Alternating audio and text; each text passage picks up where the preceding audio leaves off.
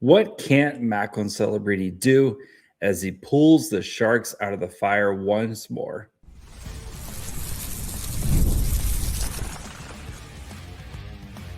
You're Locked On Sharks, your daily podcast on the San Jose Sharks, part of the Locked On Podcast Network, your team every day. Hello, welcome to Locked On Sharks, the premier hockey podcast covering your favorite player, Macklin Celebrini, in the Bay Area. My name is JD Young. I've been covering the Sharks since 2018, also the co-host of Locked On NHL. I want to thank you for making Locked On Sharks your first listen, proudly part of the Locked On Network, the number one sports podcast network. We cover your team every day. And if you want to be an everydayer, all you have to do is just follow along wherever you get podcasts. And of course, you can watch on YouTube as well. And Macklin Celebrini does it once again, this time with a late goal in the third period and then the assist on the overtime winner to William Eklund. We're going to talk about how the Sharks came back in a game that they shouldn't have had to come back in. We'll break down Celebrini and how just freaking ridiculous he continues to be. We'll talk about the fourth line, how they almost cost the Sharks in this game, and why Warsawski needs to be more careful with their usage. Plus, Michael Misa's news and why he looks like he's going to be sticking around. And then we'll dig into the numbers of this game some more. So let's get started, of course, with one Macklin Celebrini, the 19-year-old phenom, continues to, as Randy Hahn said, just amaze us, right? Every time he's out there. As long as Macklin Celebrini is wearing teal and skating, the Sharks are going to have a chance. And tonight proved it again. Clutch, just an insane, I'm going to do it myself, get out of the way goal, right? Where he saves it at the blue line when the Sharks have pulled their Askarov here, trying to tie it up late, saves it at the blue line, goes through stick checks as if like toddlers are trying to tackle him, and then utilizes a great Regenda and Wenberg doing a great job there getting the screens on Darcy Kemper. Goes 5-hole. Kemper just no chance there. One like highlight reel type of goal, like in his eventual Hall of Fame, highlight reel that will 1,000,000% be in there. That type of goal. Then you see in overtime. Right. This is why Macklin Celebrini is going to the Olympics. This play in overtime, the ability to make the correct defensive play with the stick check there, knocks the puck. And like the Kings dominated the overtime, right? They held possession. The Sharks were, were on their heels for a bunch of it. Celebrini makes the play at the blue line. Basically has to go through a Kings player and the ref to gather the puck, gets the puck, waits until the very last second to get it over to Eklund. Eklund puts it home. Darcy Kemper almost saved that goal. Like Darcy Kemper was this close. Like he deflected that goal. Like the puck still went in, but Darcy Kemper almost saved that goal. If he had saved that, it would have been one of the highlight plays of the year. But that is why I like Macklin Celebrini can just doing what he does. And it's funny, like just a quick tangent, some of the other teams out there who are like, well, we should just tank and get a Celebrini. You saw tonight why Celebrini, he is one of one. He is a one of one type of player because Quentin Byfield, second overall pick, right? The Kings, like that was the crown jewel of their rebuild. Byfield in overtime gets the puck, has an opportunity to end it, right? He is all by himself, him and Askarov, and he does it like he's not able to. And what does Macklin do? When the team needs him the most, he steps up and has a huge moment again as the Sharks, number one wild card spot right now after tonight's games. They're tied with the Kraken. Kraken do have games in hand. They are tied with the Kraken, and they are 1 point out of first in the Pacific right now. Yes. 1 point out of first in the Pacific. This dumb team continues to find ways to make it happen. That's why I love this team because, I was saying on the podcast in the summer, hey, maybe if Celebrini is like a point per game player, that's a huge jump, right? And if if the Sharks are picking like 10th and right, the Sharks could easily still pick 10th. Like all this stuff could fall apart. But the fact that we're even into the 2020, like the calendar is flipped into 2026 and the Sharks are this competitive. And I know the whole Pacific is just butt right now because of just like nobody can establish themselves. But that's what works out for San Jose here is because the whole Pacific is just butt, they can continue to be in the mix here. And even if they have, like the hope is for the kind of the rest of this month, just looking at the schedule, if you go 500, and you're just picking up, basically if you're picking up a point per game, right? Between overtime, whatever, just picking up a point per game, you're still going to be in the mix because nobody can pull away in this Pacific division here. And a lot of it is just Macklin Celebrini. Like the San Jose Sharks have Macklin Celebrini and nobody else does. Yes, I know Nathan McKinnon, Connor McDavid, both those players are, amazing players who are one of those is probably going to win the MVP. But like we are watching the beginning of something special right now. And I was texting my friend, like, this is like watching like Steph Curry when he's starting to kind of figure things out. This is where we're at with Celebrini, where he is figuring things out sooner rather than later. And people who wanted to tank for one more season, how do you tank when Celebrini does stuff like this night in, night out? Like this isn't a one-time thing with him. How many times have we come on this podcast and talked about, I can't believe what Macklin Celebrini did tonight. And he did it again, right? I think Brandon, who I think it was Brandon, one of the Sharks PR guys tweeted out about, out of the 8 overtime wins the Sharks have, Celebrini has accounted for 6 of the he has accounted for the game-winning goal or been part of the game-winning goal 6 times, right? Like either he scored it himself, or you think of the Graf goal, all right? You think of tonight the Eklund goal. Like there are just so many of these where he's the catalyst for this team, and as long as he is wearing teal and skating, he's going to keep the Sharks in this thing, and he's going to drag this team kicking and screaming to relevance. So just an absolutely incredible night, right? And then when the Sharks needed him the most, he stepped up and delivered. And it is just we are watching the beginning of just greatness, absolute greatness. His career right now is just, again, he's 19. He's just scratching the surface of what this kid's going to do. It's Macklin Celebrini. As long as Mike Greer doesn't screw this up, Macklin Celebrini is going to bring a Stanley Cup to the San Jose Sharks. I have no doubt in it, as long as Mike Greer doesn't screw up the rest of the building around him. He is that special of a player, and I 100% believe Celebrini is going to bring a Stanley Cup to the San Jose Sharks because of what he does in these big time moments. And as long he's one of one. So we're going to talk about the fourth line in this game, which really struggled tonight. So we'll talk about that. We'll talk about the latest with Michael Misa. It sounds like he's going to be sticking around, what the Sharks are going to need to do to accommodate that.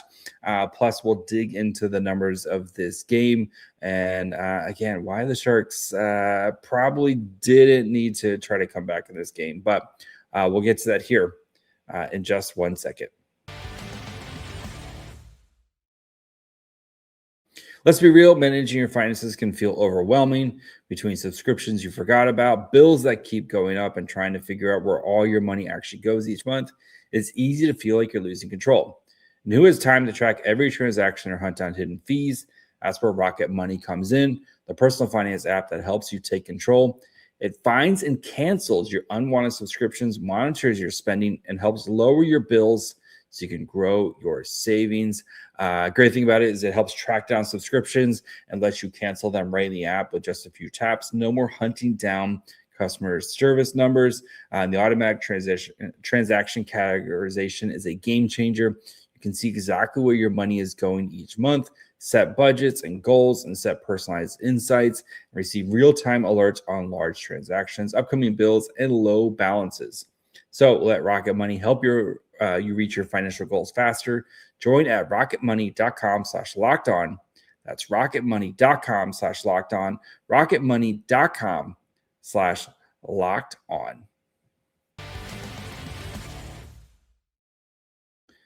All right, guys, do of course want to thank you for making Locked On Sharks your first listen. And of course, thank you for making Locked On the #1 sports podcast network. If you haven't already, go check out the Everydayer Club. You get access to ad-free episodes of Locked On Sharks, compatible with Apple Podcasts, Spotify, and every major podcast app. An invite to the members-only Locked On Everyday Club Discord server, which includes a group chat of Sharks fans, of course, as well as there's a bunch of other fun stuff in there. They have a hockey talk, they have fantasy hockey talk as well, plus one-on-one texting with me and other stuff we just can't do on the podcast. So go to lockedonsharks.supercast or tap the link in the show notes to learn more. All right. We got to talk about the fourth line, which last night, great night, when the Sharks won at home, like great night there against the Blue Jackets. That fourth line was a catalyst. Like they were big. They came up big tonight. Crushed.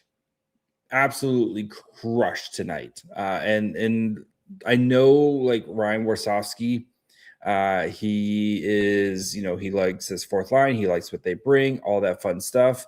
The fourth line, and we normally do like at the end of the show, we normally do the, kind of behind the numbers, but Goodrow, Ostapchuk, Ryan Reeves tonight played .640. One shot attempt, gave up 14.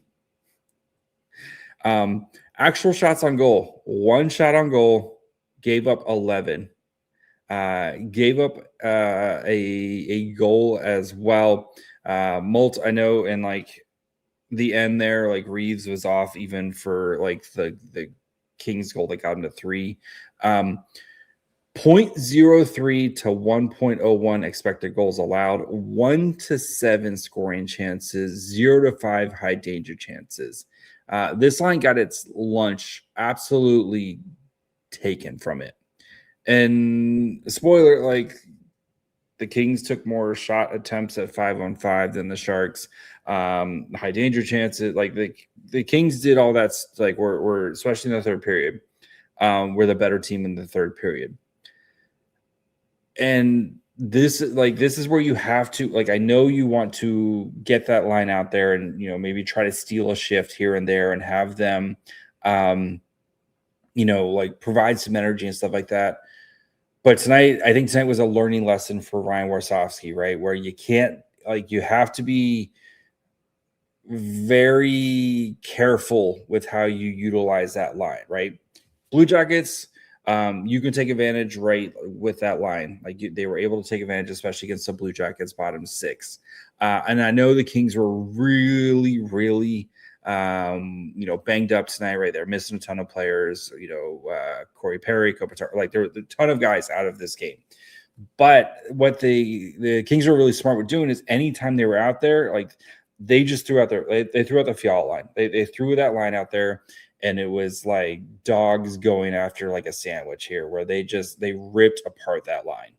And that's where you have to just at some point in a game like this, and when you start to play bigger games and more meaningful games as the season goes on, Warsawski just needs to shorten the bench there. Like you cannot continue to throw that line out there, especially when they're getting absolutely wrecked.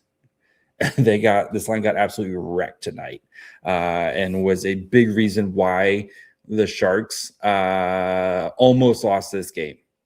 Again, if it wasn't for Macklin Celebrini just being Macklin Celebrini, again, I'm not a big plus minus guy, but Barclay Goodrow -3. The Kings scored 3 goals tonight. Barclay Goodrow -3, Zach Ostapchuk -3. Just a tough performance from that line tonight. And again, you could directly see Sharks have momentum. They're stringing some shifts together. That line comes out and it just everything goes away.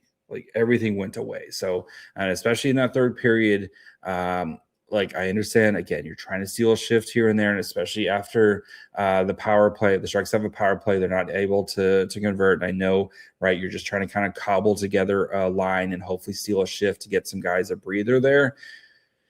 But, right, Sharks score a power play. What happens literally the next shift? The Sharks give up that lead. And you just – tonight's the night where I think Warsawski's going to have to learn in these big games. It's better to just shorten the bench early and not put yourself in a position where you have to have Celebrini put on the cape tonight and drag you out of the fire. So we'll see. We'll see what Warsawski see how he learns from this. Again, he's a young coach kind of going through it, but that just a tough night for that fourth line. So other news, of course, Sheng Peng of San Jose Hockey Now, friend of the show, he is reporting that the sense is Michael Misa is going to be staying up here with the San Jose Sharks, which is good because Michael Misa should be playing in the NHL. We've kind of been, following this Misa story throughout the week right after World Juniors and stuff. And, I know, especially tonight, right, when you were shorthanded, maybe you try to sneak Misa in there and stuff. But again, you want to kind of give the kid a little bit of a breather, especially after 7 games in 11 days at the World Juniors, playing a back-to-back, with the semifinals and the bronze medal game. I 100% did not expect him to play tonight. And I think they also probably wanted him to get a practice in there at some point here as well, too. So, but with him staying, I would kind of target one of the games this weekend, probably the Dallas game, if I had to pick one, especially with the Sharks injury news here, and they're kind of trying to cobble together forward lines. I would expect Misa to kind of get back in this weekend because I think 2 games at home. I know they're big opponents with the Stars and with Vegas here, but you got to get some more scoring power. And I think Misa can help do that and get him back into playing NHL games and stuff here. So as a reminder with Misa, he's at 7 games played. Once he plays his 10th NHL game, so he can play 2 more games before his contract kicks in. The San Jose Sharks, of course, are at 50 of 50 contracts right now before Michael Misa plays that 10th game. So they're going to have to make a trade or put someone on waivers for termination, which is a little bit harder, not as usual. We've been seeing it, but I think for San Jose, the easiest route here is to try to trade someone. And you look at, right, maybe you try to trade one of the defensemen, but 3 of your defensemen are injured right now. I know Desharnais is supposed to be getting back here. So you're kind of in a little bit of a tough spot there with your contracts with your defensemen. Maybe you look at you could trade one of your, I think the route to go here, the easiest route to go is to trade an AHL forward.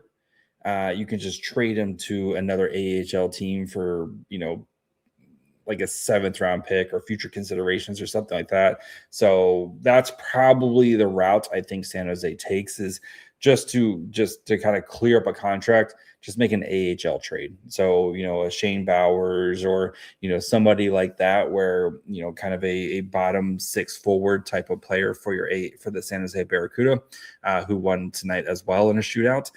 Maybe you that's the move to make there. But I know people are very worried about it and stuff. It's a really easy fix here. That. If worst case scenario is you just trade one of those type of guys, and the Sharks / the Barracuda, their forward group is pretty deep there, and I know they're also a little bit banged up and injured and dealing with some stuff. But like you have guys like Van Roboys and Vincent, who and Donovan Houle, who have like spent most of the time in the ECHL. Like those guys can play and have played very well in the AHL. Like those guys can fill that bottom six role here for San Jose, so or for the Barracuda. So that would be my guess. Is like worst case scenario is just ship off an AHL contract, like an AHL player, one of those type of forward guys somewhere, and just to clear up a spot for Michael Misa, because having Michael Misa playing NHL games is more important than your AHL depth. So, but yes, good news though. Michael Misa is sticking around from what it sounds like. So we'll be digging into the numbers of this game here as the Sharks. They hung in there in the third period. We're going to talk about Askarov's night as well. So we'll get to that in just 1 second.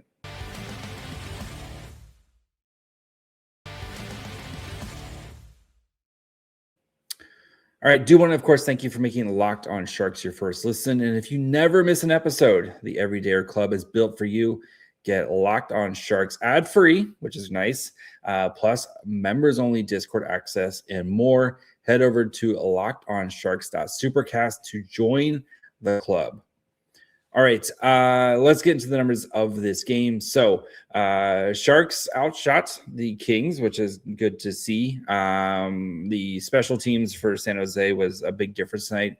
2 for 4 on the power play. The Kings 0 for 3 on the penalty kill, or on their power play.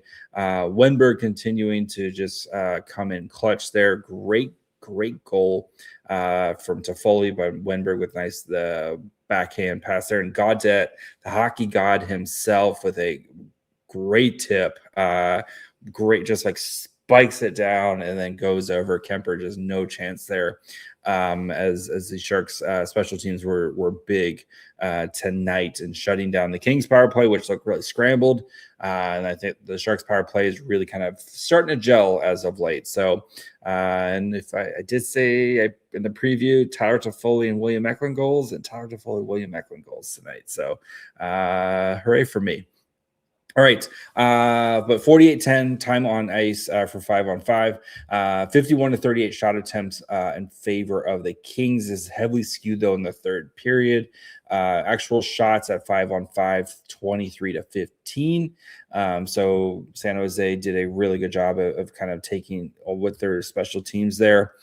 Scoring chances 25-23 in favor of the Kings, 15-7 high danger chances, 2.66 to 1.87 expected goals for in favor of the Kings. And then 3 goals scored at 5-on-5 for the Kings, 1 for the Sharks. They get 2 on the power play, and then of course they get the overtime from Celebrini. So that gives them 4. Not a math guy, but I can do that one. I like when I say I'm not a math guy, I still screw up the math, which is my kind of my favorite bit. But the third period, that like the first 2 periods, this was a very even game between the two. But of course, right, the Sharks score beginning. The Sharks scored the power play. The Kings respond right away, but the Kings did a really good job of kind of taking control after that. 19-9 shot attempts in favor of the Kings. 11-4 scoring chances, 7-2 high danger actual shots, 6-2 high danger chances, 1.13 to 0.41 expected goals for in that third period. So the Kings, like, that's where that veteran kind of gritty Kings team like really came in and put the hammer down and tried to kind of put this game away. And again, credit to Celebrini for just being an absolute monster and just saying no and dragging this team to a win. But these are the moments that the Sharks are going to have to continue to learn, like, is right, not giving up a goal a minute after you take the lead, and right, kind of how do you turn the tide in that third period instead of letting the Kings just control the game. So As for the lines, Chernyshov, Celebrini, Eklund played 12-10, 11-7 shot attempts, 5-5 actual shots, 0.47 to 0.73 expected goals for, 8-6 scoring chances, 3-5 high danger chances for that line. They continue to be, and I actually like this line probably could have scored. Like the ice was a mess tonight. Side note, like just an absolute mess tonight, and you kind of felt like that definitely goes, I think, in the Kings' favor, where the Sharks are going to, trying to be that more crisp, high-end kind of movement and stuff. And like you can see a lot of times where just passes, especially on this line, just passes weren't as clean and crisp as you would like them, and ended up in guys' feet, and just ice was a mess tonight. Get it together, LA. Regenda, Wenberg, Toffoli, 903, 9-5 shot attempts, 2-1 actual shots, 0.57 to 0.03 expected goals for, 7-0 scoring chances, 4-0 high danger chances. The Wenberg line was absolutely great tonight. Toffoli, past 2 games, Toffoli looks like Tyler Toffoli again. So maybe he heard me talking about his spot in the power play, comes up with a power play goal tonight, had some opportunities tonight to get that second goal. Maybe it's just playing the Kings and stuff, but Toffoli, right? I think you're starting to see him kind of get his game back here, which would be very beneficial for San Jose. Skinner, Gaudette, Graf. So Gaudette taking Tyler Dellandre's spot. Dellandre is, they're saying, week to week right now, but we'll kind of see how that. We'll probably get more information here, hopefully soon, probably on Friday, I think is when their next scheduled practices. So, but 834, 7-7 shot attempts, 1-2 actual shots, 0.15 to 0.1 expected goals for, 3-3 scoring chances, 0-1 high danger chances. I will say Skinner, since he scored that goal the other game, looks to be having his confidence back, which I would go a long way for San Jose again, as they're trying to muster up some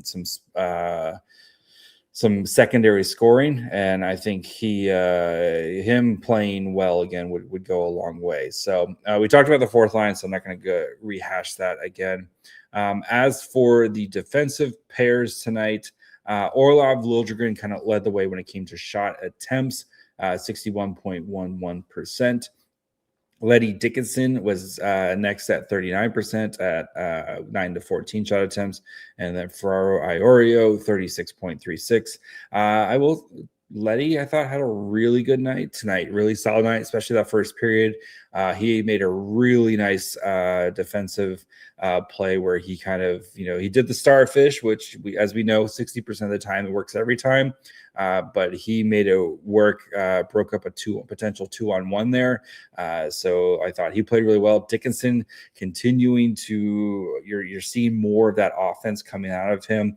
I thought it was big that he got an opportunity on in the overtime, was out there with Eklund and Celebrini as well. Again, just the minutes, of course, always watching the Dickinson minutes, 17-28 tonight. So he was right behind him, and Letty were basically the same.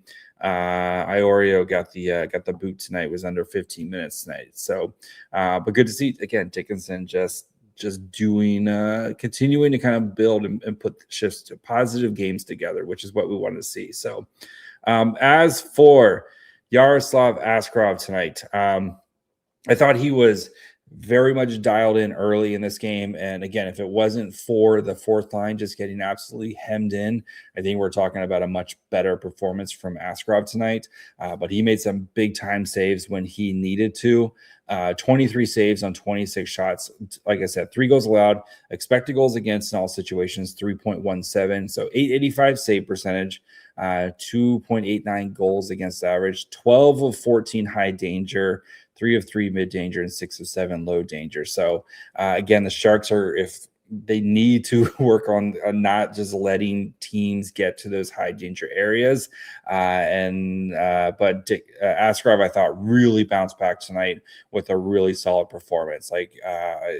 That's big time from him tonight. And he was, like I said, I thought he was really locked in, especially early in this game when it was a very even first period, but I thought he was really locked in early. And if the fourth line doesn't just get caved in, I think this game is like a, 3-1 type of performance if the fourth line is just not not doing dumb things tonight. So, but 2 wins in a row. We took care of this back-to-back.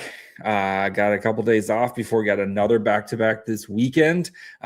Big games this weekend against Dallas and Vegas. Like, you got to walk away with something this weekend. Well, 2 points I think would be big. You got to at least come away with a point from this weekend from these 2 games. But if you get 2 points out of this weekend, I think you're feeling pretty solid as long as don't get blown out.